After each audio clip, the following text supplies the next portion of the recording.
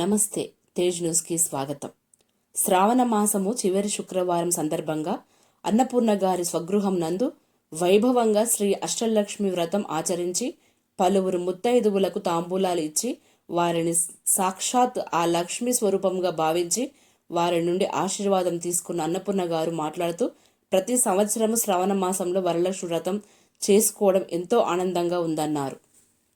వారు ఎన్ని సంవత్సరాలుగా చేస్తున్నారు, వారి యొక్క అనుభవం ఏంటి, అది మనం వారి మాటల్లోనే విందాం. నమస్తే.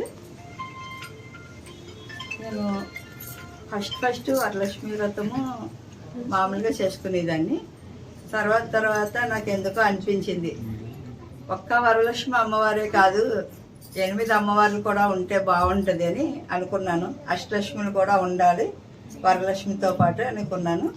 ఇది నేను చేయబట్టి 15 ఇయర్స్ నుంచి నేను ప్రతి సంవత్సరం అష్టలక్ష్మి పూజ చేస్తూ ఉంటాను. అలాగే మా కాలనీ వాసులందరూ కూడా వచ్చి తాంబూలం తీసుకుంటారు.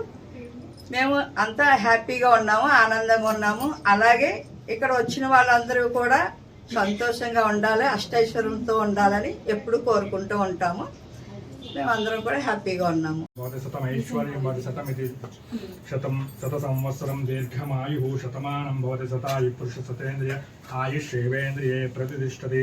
ఆయురారోగ్య అష్టైశ్వర్యాభివృద్ధిరస్తు, యశో విభవ ప్రాప్తిరస్తు, దీర్ఘ సుమంగళీ భవ, మనోవాంఛా ఫలసిద్ధిరస్తు, నిరంతర భగవత్ కరుణకటాక్ష సిద్ధిరస్తు. నవో భవతి జయమానో హేతుం వృషసామ్యే.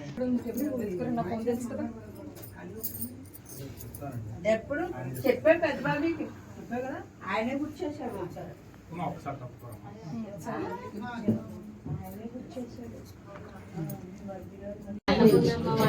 వచ్చినప్పుడు ఇక్కడ పూజలో ఏదైనా మొక్కుకుంటే అప్పుడు ఆ పూజలో ఏది కావాలో అది జరిగిపోతుంది అనమాట.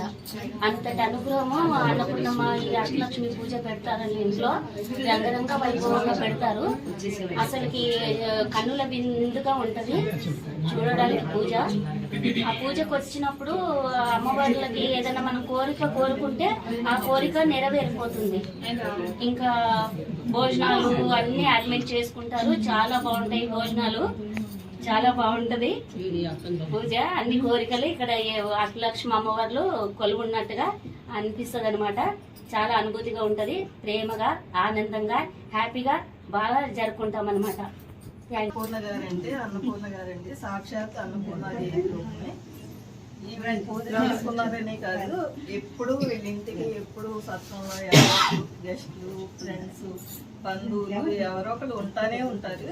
ఆవిడ ఎవ్వరికి కాదనకుండా ఎంతో ప్రేమగా ఆప్యాయంగా భోజనం పెడతారు. అలాగే అందరినీ ఆదరిస్తారు, ప్రేమగా చూస్తారు.